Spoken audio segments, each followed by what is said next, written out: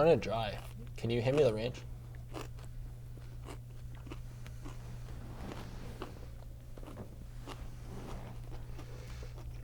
Thanks.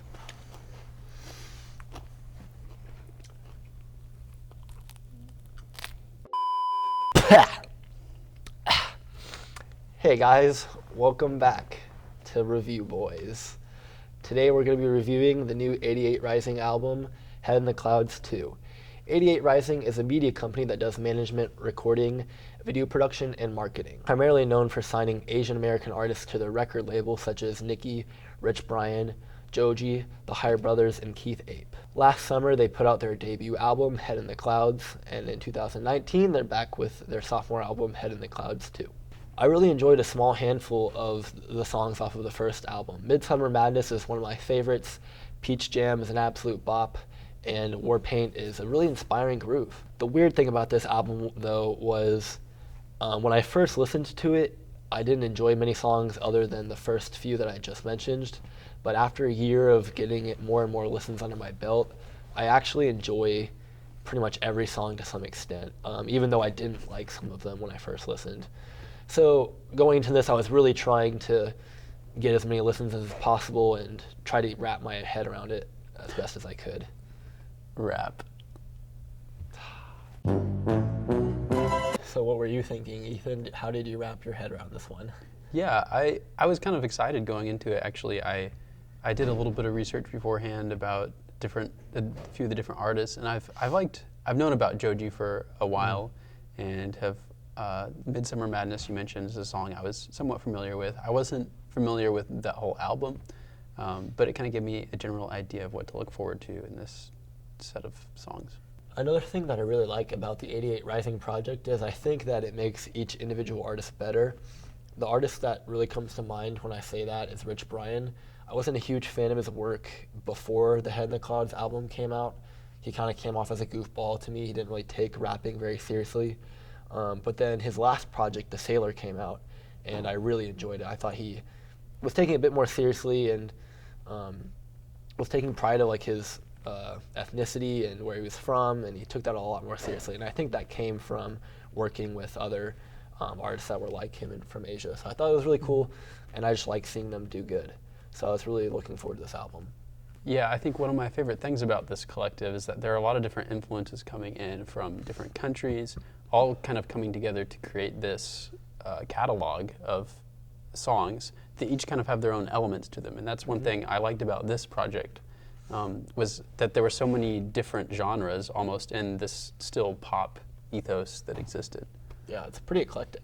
Yeah, well, some of the tracks on the album, like These Nights, had a strong like vaporwave vibe. Other tracks, like I Just Use Music, had this really strong like house influence. Yeah. And it was just cool. From each track, you really never knew what to expect. Some were like, a trap banger, and others were these really cool, like well-crafted pop songs. Yeah, and there was also some psychedelic sounds on Need Is Your Love.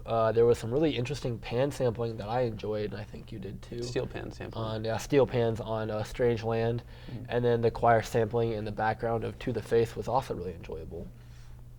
As much as I did enjoy a lot of the production on this record, the production choices for the first album kind of popped in my ears more than this one. Some of the synths just felt a little thin, or the overall track felt underdeveloped or instrumentated.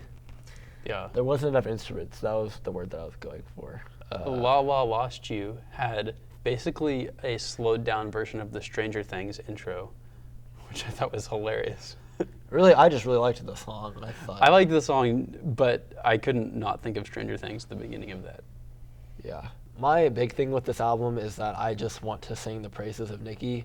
I really walked away just wanting to listen to more of her own personal stuff. I think she just stole the show in my eyes. I think she just got the best production decisions, the writing was the best, and her vocals were amazing every time. Yeah, Indigo was one of my favorite tracks on this album, and it had this like really smooth bass line with these glistening bells in the background. I think she also has a lot of like Ariana Grande vibes, especially on that song. Asian Ariana Grande, I love it. But yeah, pretty much any song with her on it was my favorite. Ethan was about to say, if she wasn't on this album, it would still be like enjoyable, but she was like the highest note. I think she also stood out more because I think heavy hitters Joji and Rich Brian didn't do terrible. They just didn't perform as well as I thought they could have. I really enjoyed Joji's track "Need Is Your Love," but he just had a lot of really strong tracks on the first album, and one of my favorites was the concluding track "Head in the Clouds."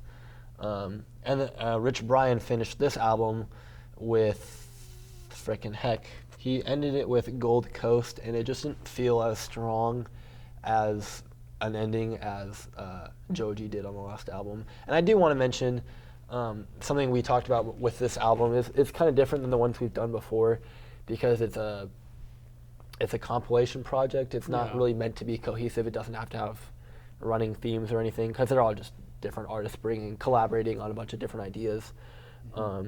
But with that said, I think Head in the Clouds ended really well last time because Joji did finish it with a title track. And it just felt really conclusive. It felt like a nice little bow tied on the end of the album. And Rich Brian just didn't finish as strong, I felt. It just didn't feel conclusive like last time. So compared to last album, this is where I feel like this one didn't do as strong. It was still enjoyable, just not as much as the last one in my eyes. It wouldn't gives us a really interesting love story between two lovers who are realizing that the relationship is kind of loveless and empty and is coming to an end, and I think Niki and Rich Brian play it really well. My only problem is that I really liked Niki on it, and I didn't like Rich Brian that much. Yeah, his feature kind of ruined it for me. He's just kind of a jerk. And like I get that's the role, it just kind of makes it hard to enjoy. Songs like Hopscotch and Calculator were just kind of goofy to me, especially Calculator because the song, like the tone of the music was trying to be like serious, like it was kind of an emotional song. But like the punchline of the song is like just a pun. Yeah, it was like my calculator's broken and it's like things aren't adding up or something to that extent. And like I don't know, that's just like a phrase my friends and I use when we're messing around. So it was kind of like I just couldn't take it seriously. Maybe that's a personal thing, but I don't think in general people like the regular audience will enjoy this. I Love You 3000 too was like really corny, but I think it pulled it off. I'm honestly a huge MCU fan, and I was a little on the fence about the song at first, but I think the way they didn't just like use the line as a metaphor. They used the line more than just saying it. They kind of wrapped the whole song up as like a metaphor for movies and stuff and Iron Man, and I thought it was dope. It was sweet. It was corny.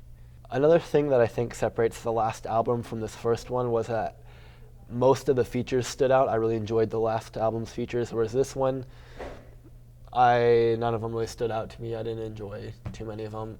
Yeah, so overall, not a terrible album. Nothing was like bad. Nothing was overwhelmingly boring or anything, except for I Just Use Music Again. That was probably my least favorite. But other than that, I know, we disagree. It's okay. But yeah, nothing terrible. I just pretty much preferred most of the stuff on the first album. But I'm really glad that Niki really shined and that I am looking forward to looking into more of her stuff moving forward. I think for how long it is, but with how good Niki was, I'm going to give it a 6 calculators out of 10. I'm mostly indifferent, but Niki really shined, so 6. Overall, I really enjoyed this collection of songs. I feel like a lot of them had unique qualities to them, and I didn't know quite what to expect going down the track list. And I think that was one of my favorite things about this album, just how unique each of the production styles were, how the artists were able to like shine through some of them. But you know, like I said, there were some tracks that just kind of like fell short, or the lyrical content was not that good, or just it really wasn't about anything in particular. And I wasn't really expecting that because it was like a collaborative album. It's not like there's this one theme or anything. But at the same time, this album did have a lot going for it. So I'm willing to give this a 6 calculators out of 10. Oh, we agreed again, like on the Hobo review. Yeah. Cool. Yeah, but we didn't add up to 10 this time. We didn't. I don't know what to do with this information.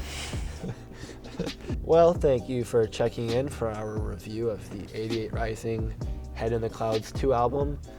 Ethan's really enjoying, oh my gosh. What do I do? I sincerely don't know how to, I can't go anywhere with this. I really can't. Thanks for watching. Just let it just What's up, guys? That was the funniest thing I've ever seen. You want to say hi to the camera for the YouTube channel? Hey to the camera.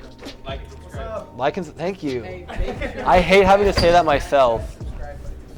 Yeah.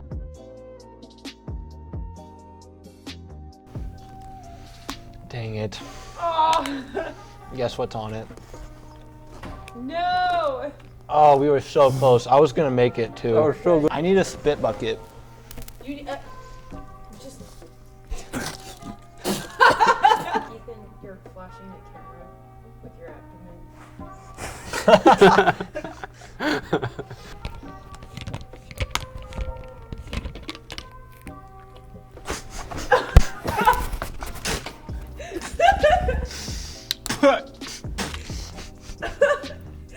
Oh my god. Are you okay? Yeah, it was disgusting. Did it go in? Rap. I was so dumb. So dumb. What are we gonna do? Like, nothing. Like, we have no power. A lot better. I made a weird gesticulation with my fingers. She really just stole the show in my eyes, or in my ears, I guess. Listening bells in the background and this zesty chord progression. I'm so- Was that targeted at me? That was the funniest thing I've ever heard you say with this script. Zesty. No, he like, Thanks. because of that, like, one pun. Ethan, what are you doing? It doesn't add up.